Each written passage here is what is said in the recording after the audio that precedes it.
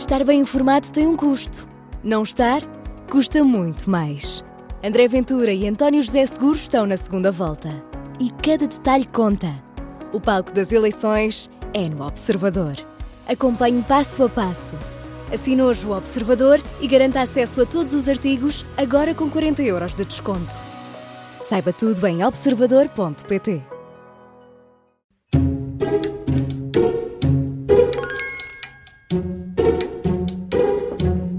Este é o som da Comissão de Inquérito das Manhãs 360. Hoje é nosso convidado o antigo Ministro do Ambiente, Duarte Cordeiro. Bom dia. Muito Bem-vindo. bom dia. Obrigada por ter aceitado o nosso Obrigado. convite. São 5 perguntas. Cada resposta certa vale 5 pontos. Se pedir a nossa ajuda, escolha múltipla e acertar recebe 2. Esta semana, para ter uma ideia, Teresa Nogueira Pinto fez 20 pontos e ontem a Carla Tavares fez 19. Pronto. No máximo são 25. Dificilmente estarei a esse nível. Não, vai ver que Olha está. que não. Dizem sempre isso e depois corre bem. Vamos lá. Qual o nome da primeira tempestade a receber nome em Portugal? Isto em dezembro de 2017. Essa ajuda. Nomeação do IPMA, em articulação com Espanha e França, eram nomes portugueses. Quer uma ajuda? Se calhar vai ficar na mesma. Tempestade, Ana, Aurora ou Amélia? Era um nome internacional também, não é? Aurora? Não, Amélia. Mas não. Bem, era Ana. Não me lembro. O que é que falhou com a tempestade Christine? A capacidade de prever, de prevenir, de decidir politicamente, na sua opinião? Eu gostava de dissociar. Por um lado, nós vemos em Portugal e vemos em muitos países do resto do mundo e em muitos países até mais desenvolvidos que Portugal, que estes fenómenos têm impacto, causam destruição. Portanto, isso é uma dimensão. A pergunta que se deve colocar é se nós temos ou não a nossa alarmística devidamente ajustada para a dimensão do impacto que estas tempestades e que estes fenómenos extremos causam. E, portanto, a pergunta é se está devidamente geograficamente afinado, se as pessoas compreendem ou não e se estamos a falhar na alarmística. A percepção que eu tenho, obviamente acho que o balanço tem que ser feito mais à frente, mas ficamos com a sensação de que não, e que há trabalho a fazer do ponto de vista daquilo que é a relação da proteção civil com a população e com o território quando nós temos fenómenos com estas características. Segundo aspecto tem a ver com a velocidade de resposta, sendo que, neste caso, eu estive atento até à intervenção que a Ministra do Ambiente teve e parece-me que ela é séria quando diz que o nível de destruição é mesmo muito significativo. A reconstrução não é rápida. O tema aqui é nós termos a capacidade, primeiro, e especialmente a população, ter a sensação de que estamos a mobilizar mesmo todos os meios que estão disponíveis e não vamos mobilizando à medida que a população, os autarcas vão pedindo. E essa sensação de ir atrás do prejuízo e de não... parece que não há uma primeira observação de análise crítica e da gravidade da situação. Parece que não há uma resposta com o sentido de urgência que sentimos que no terreno é pedido e, portanto, isso significa, na minha opinião, que a resposta não foi adequada, e parece-me que não foi, no sentido em que parece que foi sendo ajustada à medida que se foi compreendendo a dimensão. E eu acho que nesta situação há que ter respostas automáticas, até porque nós tivemos recentemente outras situações, não esta, mas incêndios, mesmo o tema da pandemia, que nos permitem, para determinadas respostas, paragens de fábricas, população que está empregada e que não pode ir trabalhar, várias situações em que temos respostas que deviam ser automáticas. Nós não devemos ter a ideia de cada vez que chegamos a uma função com responsabilidades que vamos começar do zero. Temos que ter a humildade de aprender com o que aconteceu. E algumas respostas têm que ser imediatas e depois, nomeadas equipas para irem para o terreno, e eu até tenho bastante boa opinião do Paulo Fernandes, que foi nomeado... Tenho mesmo muito boa opinião do ex-presidente da Câmara do Fundão. Acho que é uma pessoa com provas dadas, com competência, que compreende os problemas no território. Depois nós temos que ter também a capacidade, à medida que quem tem essa responsabilidade vai identificando necessidades e correção, de dar mais recursos. Mas eu acho que a primeira parte da alarmística, penso que dá a sensação que poderia ter sido naturalmente bastante mais clara e focalizada nas zonas afetadas. Segundo, a resposta, quer do nível político, quer ao nível operacional, a ideia da mobilização de todos os meios que estão disponíveis no país. Há uma sensação de uma certa desorganização. Eu até falo, por exemplo, há muitas pessoas que querem ajudar. Essa energia não sei se está a ser devidamente aproveitada, porque dá a sensação que cada autarquia está individualmente a fazer as suas próprias campanhas de mobilização de pessoas, de recursos, em vez de haver, como é uma zona geográfica relativamente alargada, até que ponto é que não deveria até a vontade de organizar, digamos assim, o apoio voluntário das pessoas, das empresas, dá a sensação de que nós próprios não sabemos onde é que é necessário, com mais urgência, como é que é distribuído. E, portanto, há aqui várias coisas que eu acho que poderiam ter funcionado melhor.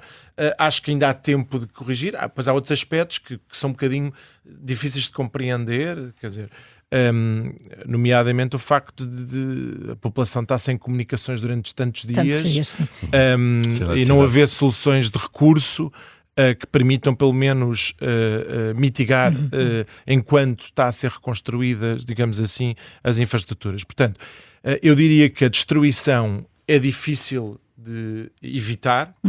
Acho que só quem está desatento a estas situações em termos internacionais é que pode achar que nós podemos ter um país que resiste a este tipo de intempéries sem ter destruição. Acho que isso é impossível.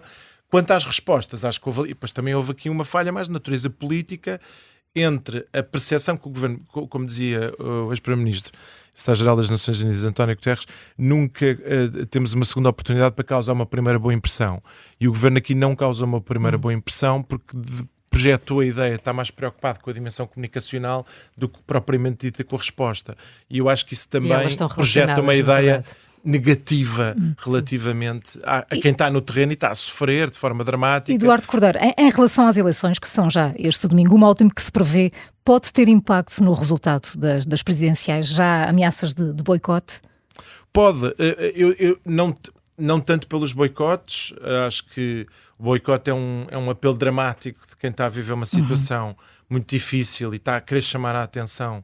E o que se exige nesta situação é que haja quem, a nível do governo, vá rapidamente falar com quem está a fazer estes apelos dramáticos para pelo menos dar a percepção de que estão a ouvir, porque por vezes, às vezes falha o essencial, que é mostrar a disponibilidade para ouvir quem está a fazer estes apelos. Agora, não tanto pelo boicote, eu acho que é mais pelo facto de, porque agora temos uma nova depressão, não é? Que é o Leonardo, e as pessoas estarem a receber mensagens para ficarem em casa, para teletrabalho, e portanto essas mensagens obviamente depois também afetam as pessoas no domingo, no dia da votação. E portanto, e sim, eu acho que quando existem estas mensagens contraditórias, vão votar, não fiquem em casa, pode acontecer o facto de haver muitas pessoas que realmente com receio não se mobilizam.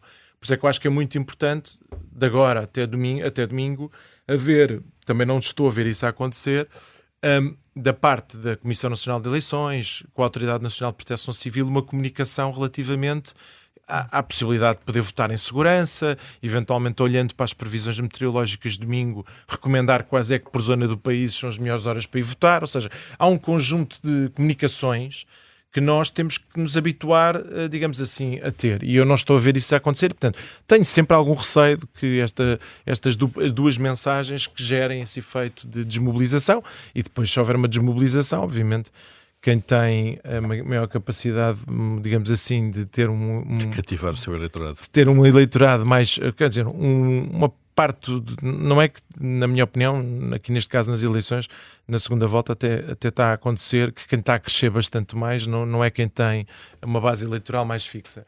Mas a verdade é que quem tem bases eleitorais fixas depois Pode ter vantagem. Pode ter Isso leva-nos mesmo cresce à próxima percentualmente. A próxima Cresce pergunta. percentualmente em votos. Vamos já, Não em vamos- votos absolutos, mas sim, cresce. sim, mas em percentagem, não é? Se houver uma abstenção maior. E vamos precisamente falar de eleições, Eduardo Cordeiro. A pergunta é esta: qual foi o Presidente da República eleito com a maior percentagem de votos? Isso foi Mário Soares, Certíssimo. Os 70,35% na reeleição. Depois, claro. 91. O que é um bom resultado para Seguro? Eu penso que um bom resultado para Seguro, eu não gosto muito de quantificar, mas vou fazê-lo, mas não gosto muito de quantificar porque acho que depois nós ficamos muito presos a essa Aquele dimensão. número, claro. Pronto, eu acho que António José Seguro, na realidade, há aqui duas mensagens que saíram da noite eleitoral da primeira volta, em que André Ventura tentou criar a dicotomia entre direita e esquerda e António José Seguro tentou, digamos assim, colocar outras perspectivas sobre aquilo que poderiam ser as decisões que os portugueses tomam para a segunda volta, nomeadamente entre aquilo que se pretende do cargo de Presidente da República, nomeadamente se acredita nesta Constituição e na figura do Presidente que está previsto na Constituição, se pretende um cargo para gerar instabilidade ou, pelo contrário, para gerar estabilidade. Isso não tem nada a ver com necessariamente pressionar ou não um governo a agir ou concordar com esse governo, e se, de alguma maneira, perspectivamos uma lógica de representar todos os portugueses ou apenas representar alguns, só para dar algumas ideias dos aspectos que António José Seguro procurou colocar Sobre o que está em na causa. reflexão claro. Esta segunda de volta. todos os portugueses. Portanto, são duas mensagens e a verdade é que a sensação que nos dá, obviamente, de quem vai tendo a possibilidade de tomar posições que depois são públicas, é que António José Seguro tem conquistado, no fundo, no que diz respeito àquilo que é a base da decisão. Temos sentido que a generalidade das pessoas que têm vindo a público tomar posições concordam mais com António José Seguro e com aquilo que está em causa, caindo mais para ele e não tanto com a ideia de André Ventura. mas Por outras palavras, de uma André forma Ventura muito- não está a conseguir federar a direita, que era um dos objetivos que ele estabeleceu logo na noite eleitoral da primeira volta. Dito isto, António José Seguro, se tiver uma maioria confortável, obviamente sai vencedor das eleições presidenciais. Colocam-se depois outras personalidades sobre o resultado de André Ventura. Ou seja, para António José Seguro, eu diria que uma maioria confortável, uma maioria na casa dos 60%, é uma vitória clara, política, legitimadora de um Presidente da República eleito. Depois há outras questões Os relacionadas 40% que sobram, com não é? o resultado de André Ventura. Claro, Eu o que é diria que isso significa? André Ventura, sim, tem um conjunto de desafios de natureza mais objetiva, porque ele próprio assim estabeleceu. Acho que André Ventura tem consciência que, quando foi então para o debate, na minha opinião, ele já parecia aceitar que não estava a conseguir federar a direita e, na realidade, já tinha colocado outro tipo de divisões neste processo eleitoral entre o que ele chamou as elites e o povo, já assumindo que na realidade ele não tinha conseguido atingir os seus objetivos de dividir entre direita e esquerda, porque realmente muitas pessoas que se reconhecem como direita não se reconhecem André Ventura. E portanto, eu acho que André Ventura tem um resultado mínimo que tem que ter. O resultado mínimo que tem que ter representa o número de votos absoluto que teve o Chega nas últimas eleições legislativas, que foram, penso que 1.400.000, qualquer coisa desse género, e aquilo que é o resultado de sonho de André Ventura, que é superar o número de votos que a AD teve nas últimas legislativas. E, portanto, André Ventura diria que se aproximar do resultado da AD em número absoluto de votos, vai se intitular um vencedor e o líder da direita, que é, na realidade, para isso que ele está a se candidatar nestas eleições. Se ele estiver longe, eu acho que nós temos que todos, e por mais que tenhamos que André Ventura teve uma percentagem interessante de votos, para mim é muito simples. Se André Ventura não atingir esse objetivo, ele sai derrotado, porque todos os objetivos que ele próprio se impôs, não atingiu nenhum. E, portanto, se ele não é o líder da direita, se ele não conseguiu dividir entre direita e esquerda, ele sai derrotado. Não há outra forma de colocar. Nós temos sempre uma tentativa muito condescendente. Tudo o que André Ventura faz, nós achamos que que é uma vitória, mas não é. Até pessoas que têm mania de colocar sempre e estar sempre a rever os objetivos para depois intitular vencedores, perdem. Eu acho que André Ventura, se não tiver 2 milhões de votos, perde. Vamos ver qual será o resultado no próximo domingo. Vamos mudar agora de assunto, Duarte Cordeiro. Vamos passar aqui para aeroportos. Como é que se chama o aeroporto de Ponta Delgada?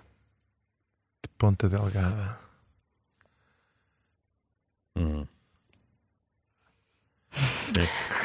Temos um Cristiano Ronaldo e o outro na Madeira. Talvez foi Papa?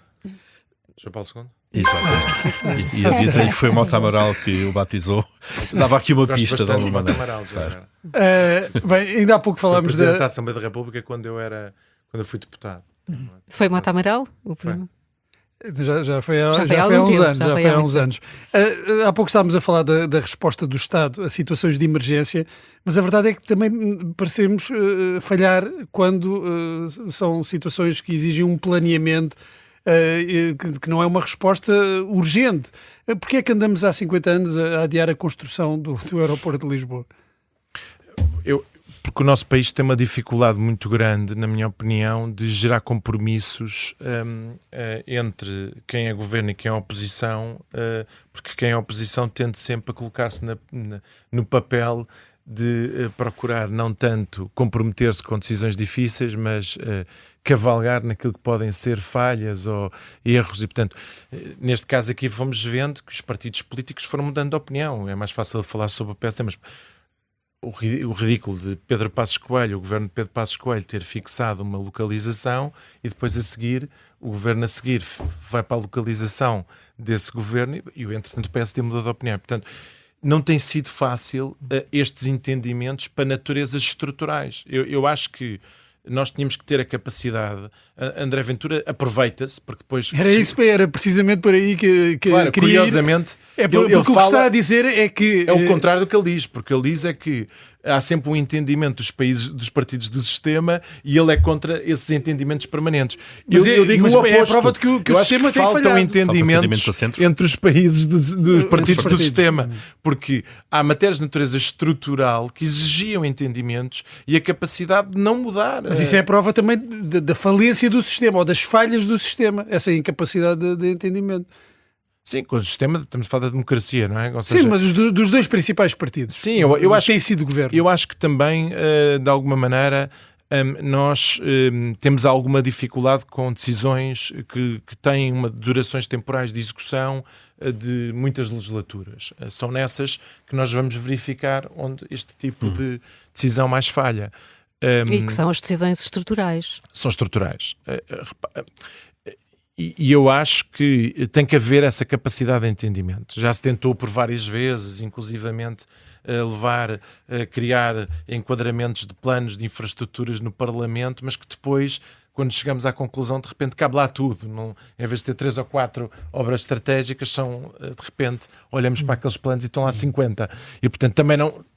no fundo, é a anulação por outra perspectiva. De repente nós não nos conseguimos entender.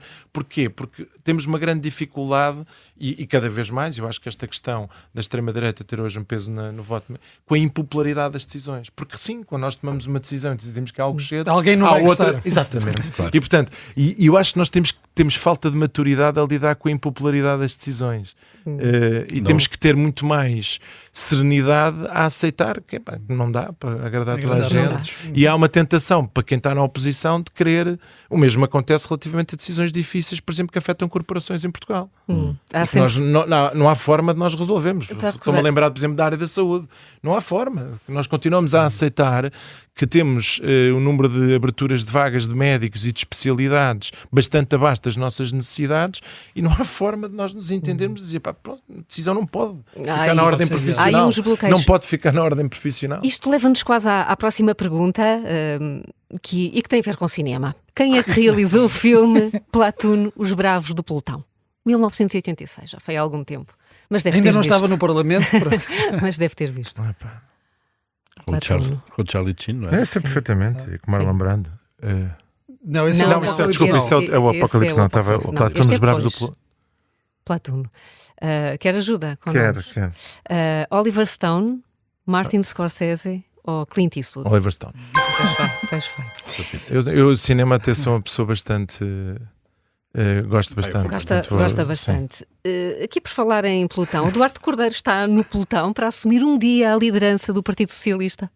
Não me coloco. Felizmente estou numa fase da minha vida em que sinto bastante liberdade, não me comprometer com nada. Mas há quem na minha coloque, vida privada. Há quem o coloque. Não, isso está bem, isso faz parte, não é? Mas não quero, nesta fase da minha vida, vivo com liberdade, não digo que não, nem que sim.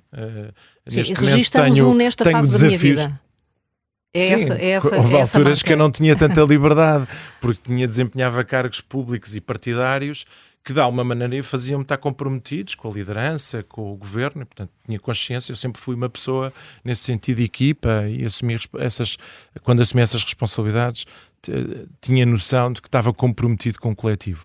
Neste momento não tenho nem cargos partidários, apesar de ser do Partido Socialista, não desempenho uma função pública, portanto tenho a liberdade de não me condicionar. E portanto não gosto de me condicionar, não quer dizer... E o PS está bem entregue a José Luís Carneiro ou é um líder de transição? Eu acho que sempre temos que nós dar valor e reconhecimento a quem dá um passo em frente para liderar um partido, especialmente no período da oposição. Eu fui colega do José Luís Carneiro, tenho muito boa opinião do José Luís Carneiro, como colega do governo. O Ministro da Administração e o Ministro do Ambiente tem tudo para se dar mal, e nós não nos demos mal.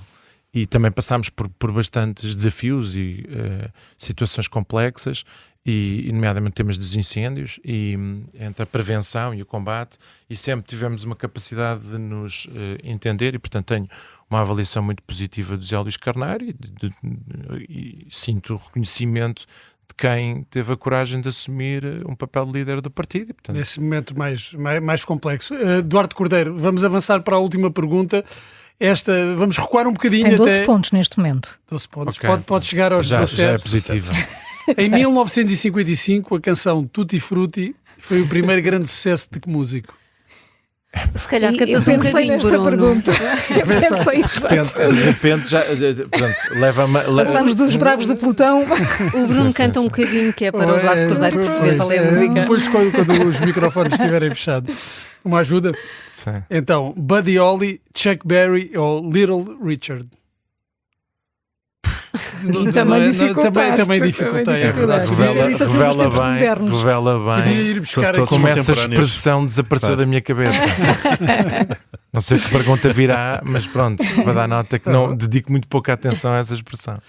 Então digam calhas. Arrisco, pelo menos, tem uma hipótese. Little Richard. Está certo. Little Richard. A Operação Tutti Frutti levou a suspender a sua atividade política, depois foi completamente ilibado, não foi constituído arguido e nem sequer foi ouvido. Nos últimos anos temos assistido a uma interferência do Poder Judicial na vida política. Eu tento sempre fazer uma distinção entre aquilo que é algum tipo de intencionalidade política de quem faz a investigação, daquilo que é a minha avaliação sobre a investigação. Eu não faço interpretação nenhuma sobre intenções de natureza política do Ministério Público ou de quem gera as investigações. Limito-me a dizer que acho que há um conjunto de aspectos muito errados no processo de investigação que levam à incompetência e à duração destes processos. É muito evidente que eu não consigo entender a morosidade. Há aspectos que para mim que são determinantes, ou seja, se nós conseguimos, como acontece muitas vezes, mobilizar 100 inspectores para fazer buscas, como é que depois nós não temos uma equipa minimamente dimensionada para analisar o volume que nós conseguimos recolher nesse processo? E, portanto, nós temos aqui processos de planeamento, que há pouco estávamos a falar, absolutamente desajustados. Não deveria ser possível mobilizar tantas pessoas numa investigação que depois não temos meios para analisar, porque nós estamos automaticamente a criar um mega processo que vai durar 20 anos e, portanto, ou 10 anos. E, portanto, isto é logo o princípio, é logo no princípio que isto falha. Depois, agora, parece ter havido uma evolução com o caso do Primeiro-Ministro sobre a capacidade que nós temos ou não de, quando existem denúncias, porque muitas vezes existem denúncias por várias motivações, denúncias de motivações de natureza política, às vezes até denúncias que decorrem de processos administrativos. Vou dar um exemplo: alguém que está insatisfeito com uma decisão de uma infraestrutura qualquer que vai avançar, que procurou contestá-la do ponto de vista administrativo teve insucesso e então avança com uma denúncia de natureza penal porque diz alguma coisa está errada para isto avançar. Não aceita a decisão de natureza administrativa. Mas refere-se à figura da averiguação preventiva. Da averiguação preventiva. Isto para dizer o seguinte: há muitas denúncias que estão nos processos, e basta lê-los, que não sequer têm a dimensão penal. Não deviam estar lá. E eu, quando fui Ministro do Ambiente, eu tinha uma entidade que tinha algum poder de fiscalização, que era o EGAMAOT. Quando eu recebia uma denúncia, eu mandava para o EGAMAOT para avaliarem se tinha ou não tinha natureza de dimensão criminal. Se tinha, mandávamos para o Ministério Público. Se não tinha, era arquivado.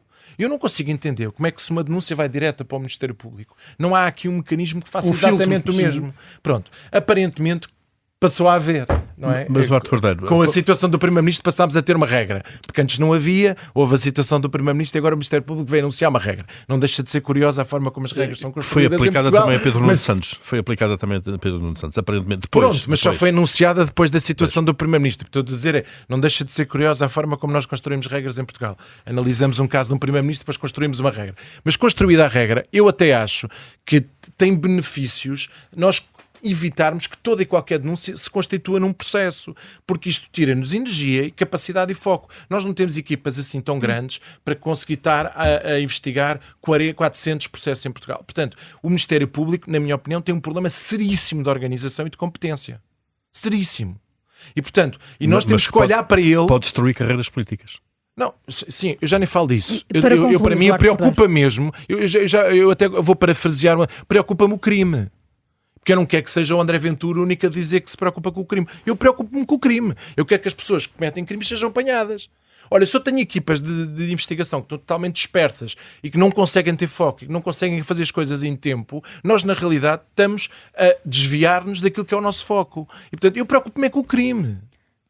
Mais do que a reputação dos políticos, estou preocupado com o crime. Muito bem. Duarte Cordeiro, muito obrigada por ter aceitado o nosso convite. Agora obrigado. Íamos por aqui fora, não é? Exatamente, 14 pontos. Obrigada por ter vindo à Rádio Observador.